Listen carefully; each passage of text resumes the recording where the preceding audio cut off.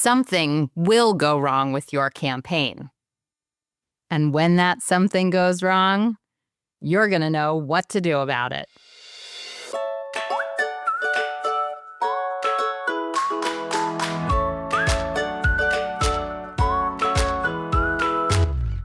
Welcome to All About Capital Campaigns, a podcast that provides fuel for your nonprofit's growth.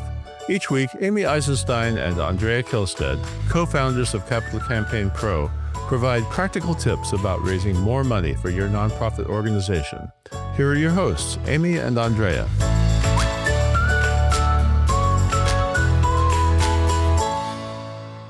Hi, I'm Amy Eisenstein. I'm here with my colleague and co-founder, Andrea Kihlstedt, and we are going to talk about the bumps that inevitably happen during campaigns. Campaigns are long and complicated, and it's rare that we would see a campaign that goes exactly, smoothly, and as planned from beginning to end. There are ups and downs in campaigns. That's part of the process. And when you're prepared and know what to do about it, it's not a problem. Andrea, why don't you get us started? It's funny, Amy, to think about. It's not a problem. I mean, the reality is that it is a problem, but you're going to know how to deal with the problem. And that's really the campaign problems are, we were talking about what are the categories of problems that beset campaigns. So let us go through those with you so that you have some organizational structure in your mind to think about problems that you're going to encounter. So one set of problems is around the building, right? Or the project that you're funding. That they might be things like zoning. The zoning may not go exactly the way you wanted. You may not be able to tie down the property in a way that you had hoped to. You may, when they're excavating the basement, they may find gasoline or something awful, right? That they have to mitigate. Bones. Right? Bones. Who knows? I mean, all kinds of things happen or go wrong. It may be, heaven forbid, that there are tariffs on steel, and all of a sudden the price of your construction is going to skyrocket. And we've seen that a lot over the last few years. It may be that the contractor that you hired turns out to be not so great, right? And you wished you had hired another one, and you have to figure out what to do about that. I mean, these are just some of the things that might go awry with the building project, with the project of your campaign. Another thing that might go awry, and we see a lot of that, and Amy, you can parse this one a little, is issues of leadership. What kinds of things do we see with that? Right. I mean, your CEO or executive director leaves for whatever reason, right? We've actually had somebody pass away early on in the middle of a campaign, a leader, or they quit or they get fired, whatever happens, leadership turns over. Your development director quits or gets fired or whatever happens. So leadership transitions can derail temporarily a campaign, or at least, a bump or a hiccup, whatever we're going to call it. But it puts a snag in your campaign. So leadership transitions on the staffing side. Now, of course, that can also happen on the board side. We can have some hiccups with the board. What happens with the board, Andrea? Well, sometimes you have a new board member who turns out is difficult, right? Board member comes on around the time of the campaign, and it turns out that they are troublemakers, that they're a problem. They create problems, that they create dissension in your board, that all of a sudden the board that felt like this was great is starting to unravel. That happens too. I mean, we could write a book on things that happen with campaigns. But there's a third kind of issue, right? The first were building-related or project-related problems, and the second was leadership problems. The third kind of problem are donor problems. And sometimes bizarre things happen, like a donor, your lead donor, who was wonderful and who has made a verbal commitment to the largest gift in your campaign in a very short period of time, ends up in the hospital and dies. And you have nothing on paper. And the children of the donor, I mean, this actually happened in a campaign I did. The children of the donor came in. He had committed $2 million. All the kids see is that $2 million isn't going to be in their inheritance, right? Problem, Right. problem. Mm-hmm. But Yeah. there are other kinds of gift problems as well, not so egregious perhaps, but gifts of misunderstanding, where you thought a donor had said one thing and the donor thought that they had said another thing, where the terms of the gift simply weren't spelled out properly, where a donor wants to give a gift over so many years that it doesn't make sense. I'll give you $1 million over 15 years. Yeah, 20 years, right? 20 years. But you need right? it for the building. You need it for the building. Doesn't work, right? So there are problems like that creep up. Mm-hmm. We come up with a fourth kind of problem. Well, okay, so I was you clumped leadership into staff and board, and I was counting them separately. So 3, 4, yes, we've got building issues or project issues, we've got leadership issues, staff and board, and then we've got donor issues. And just recently, I was thinking about, somebody who had made a gift, and then there were ethical concerns that came up with the donor. I think the donor was getting arrested, and the organization, gave back the gift. But it was the leadership gift to the campaign. But they couldn't have money from this person who probably got the money unethically or illegally, I should say, not just unethically. There's both of those concerns, right? Are you going to take gifts that are unethical or, clearly illegal activity contributed to the finances of this person? So, donor problems, right? Gift problems is the last category. Yeah. Amy, as we go through this list of problems, it really makes me reflect on how challenging this business can be. And at the same time, having done and worked on hundreds of campaigns, how amazing it is that we can get through these problems, that we can figure out how to deal with these problems, and we can have successful campaigns, right? Many successful campaigns because these campaigns are big, with big goals and an extended time frame, we have opportunities to kind of work with the challenges that come up, to mitigate them, to figure out how to deal with them, to actually, in some cases, make the situation better than it was before. All right. So before we get into those two things that we're going to share, I want to talk about also defining success, because I think that it's an important concept and idea in campaigns. I mean, let's say originally you're talking about a goal of $10 million, and then ultimately you raise 9, and the board thinks you're unsuccessful. Is that unsuccessful? You've raised $9 million, towards a project that you do without maybe all the bells and whistles, or you sidetrack one small piece of something, or your endowment isn't as big as you hoped it would be. The idea that a small organization raising $9 million is unsuccessful is crazy. And the question is how to position it, how to prepare people for it, how to talk about it, when to talk about it. Those are things that come into play when we're thinking about campaign strategy. So there are two things you're going to talk about that organizations can do when they hit some of these bumps. But also, I want you to also comment on, how do we think about what success means in the campaign world?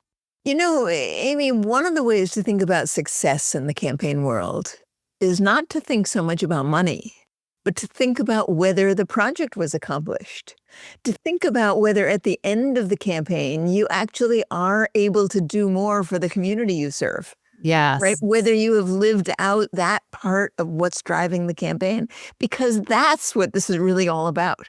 The money is just the means to an end. And if you are able to get to the end, right, without having raised as much money, and sometimes that happens. I mean, one of our clients now, actually, in the middle of the construction project, radically changed gears. The project they had thought they were going to do became too expensive to do. They stopped, having raised a ton of money. They stopped and they bought another building.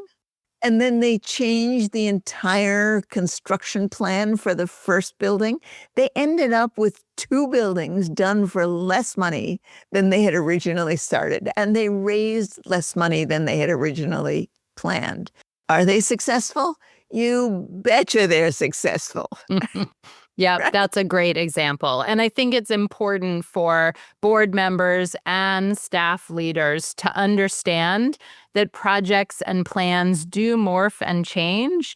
And that's part of the process. And I think I would say almost all the campaigns we work on do have some aspects that morph or change over the course of the campaign. And that's just part of it. And so being willing to be flexible, to adapt, that will help you be successful and be able to celebrate the amazing things that your campaign ultimately accomplishes. Now, the truth is that we see more organizations going over their goal than going under goal. But we want to be prepared with contingency plans so that people can be successful, whatever the dollar outcome turns out to be. All right, let's talk about the two things that are in control of the organization that give them power and flexibility and options when some of these issues come up. Right. It took me a long time, Amy, when I was fresh in this business, when I was new in this business, to really get very clear on the fact that there are two important tools that you can control in a campaign, and that together they can make a huge difference. So one of those is that you can raise or lower your campaign goal. We work on a campaign for much of the campaign with something that we call a working goal. And we don't actually tie down the goal. We don't have brochures that mention the final goal until quite late in the campaign, until we're pretty sure that everything is hunky-dory. We know what we're raising money for. We know how much money we're going to raise. We know where the rest of the money is going to come from. And then we say, all right, we've already raised $9 million towards a $10 million goal. That's an announcement, right? Our goal is $10 million, or maybe you've raised it a little. But the fact that we work with a working goal, a draft goal, a flexible goal for much of the campaign gives us a huge ability to shift the goal according to what's actually happening on the ground, what's happening with our donors, what's happening with the project itself, problems that we may be encountering. So the goal is one of the things that we can control. The other thing that we can control is the timeline. Now, most campaigns start out with a 3-year timeline.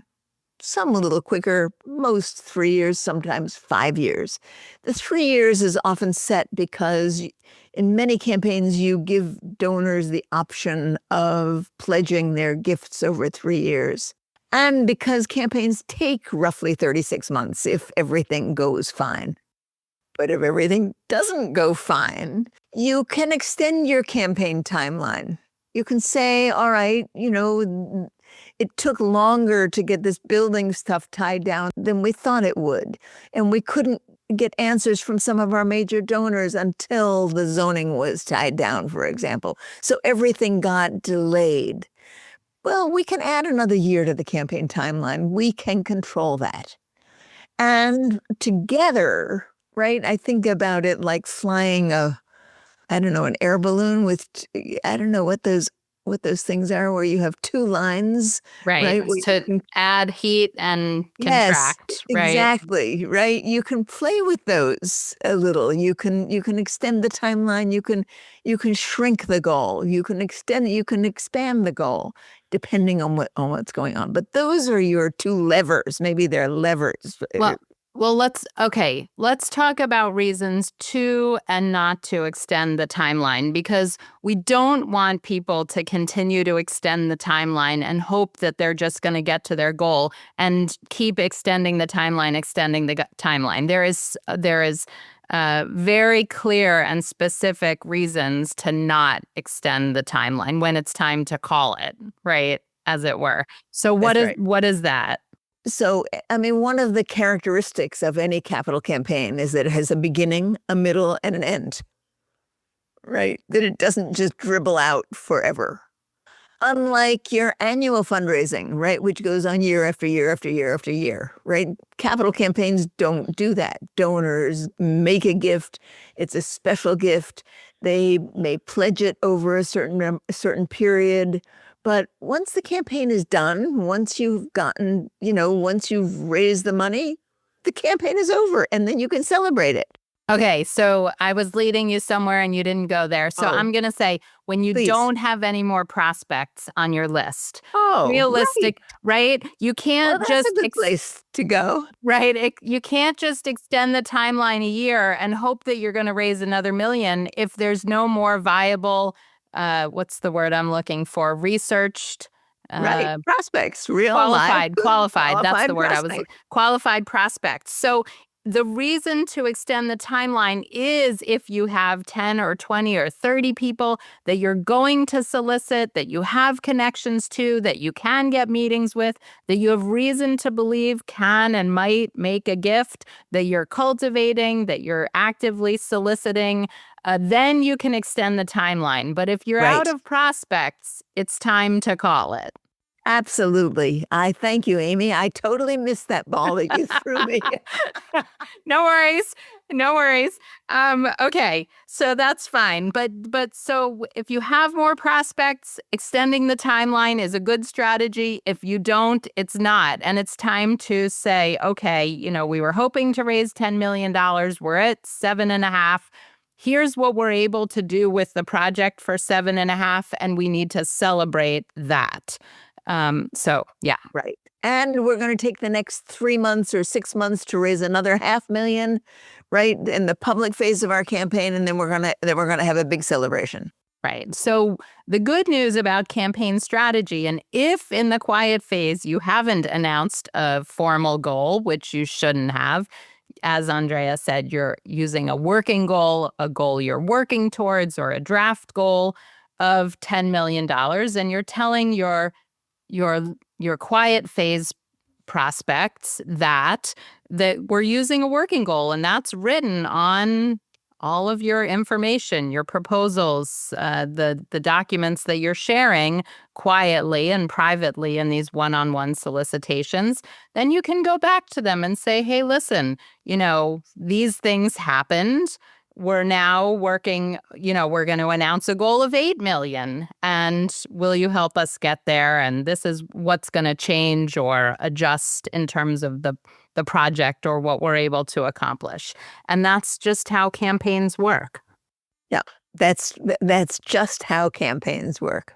Right. So, I think when people do campaigns and get through them and are successful at them, and have lived through all of these sleepless nights, right, with all this anxiety, and it is anxiety producing, right? They come out stronger. They come out sort of with an understanding that life happens, that one of the big skills in life and one of the big skills of a campaign is to be able to understand and deal with the challenges as they come at you, and to know what levers you have to pull or to tinker with in order to get through them and to move forward, right? And that's really what our conversation has been about today. Let me say one thing that's going to give people hope.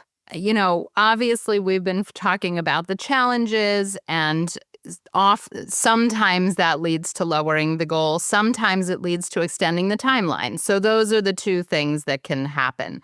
But often in a campaign, we raise the goal. You start working with a working goal of $10 million, and in the quiet phase, donors come through in big ways. They're so excited that you raise $10 million in the quiet phase, and then you get to raise the goal to $11 or $12 million. That happens just as much or more than lowering the goal. So I don't want you to think that these now, those campaigns face challenges too and hurdles. And it's just a matter of strategy and how you get over them and how you get around them and then keep going. But we should total up our campaigns. I think many more go over goal. I was just going to say that our campaigns have many more have raised their goals from the initial assessment than have lowered the goals, right? And I mean, it's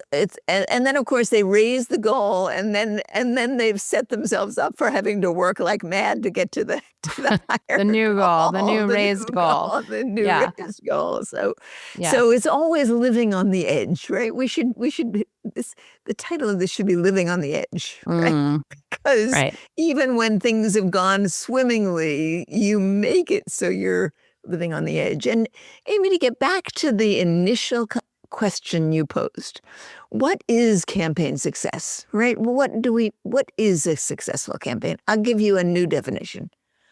I think a successful campaign is when an organization has been able to raise all the money that it is possible to have raised for that particular project at that particular time. Now, that's an interesting definition because it says that if your organization raised $5 million, but had you had more courage, you could have raised $8 million, that your campaign was not successful, even though that's what you set out to raise. It's hard to measure, right? Hard to measure, but the idea is a good one, right? Yes, that you should be stretching to the edge of what you can raise, which means that you're always a little unsure, and we'd rather have you fail by not getting quite to the stretch than having settled for something easy. Right. Okay, I think that's a perfect point to make. So we're going to start organizations with an aspirational, data-backed, data-driven, aspirational goal. And so, we may think, okay, it would be easy, or this organization could raise $6 million, but we're going to push them really hard to raise 10. And then if they scale back to 9, that's way more than would have been comfortable or what they know they could have raised. So that's the fun and exciting part about campaigns, is really pushing everybody on the leadership team, the donors, the community, to raise as much as possible for this particular project at this particular moment. So I thank you for bringing that into the conversation. This was great. I'm glad we discussed this today. Yes, me too. Me too. It's always fun to do this with you, Amy. All right. Thanks for listening. We'll see you next time.